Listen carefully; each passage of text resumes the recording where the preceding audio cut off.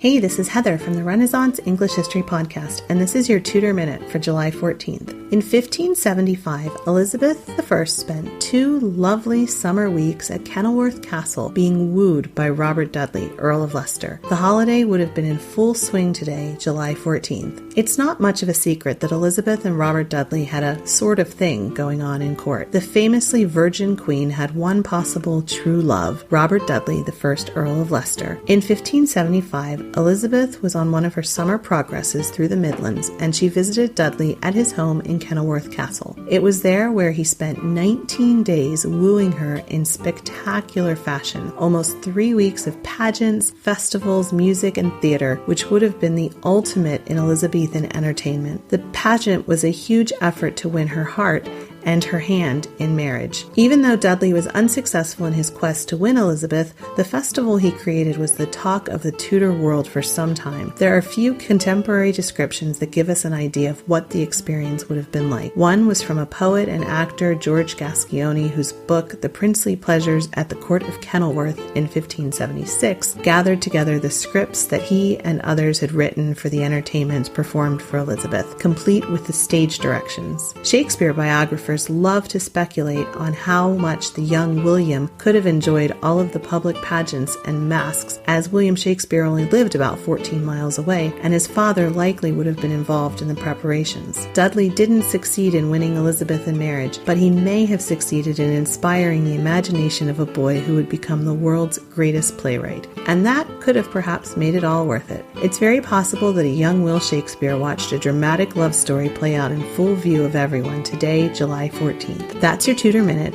Remember, you can dive deeper into life in 16th century England through the Renaissance English History Podcast at englandcast.com.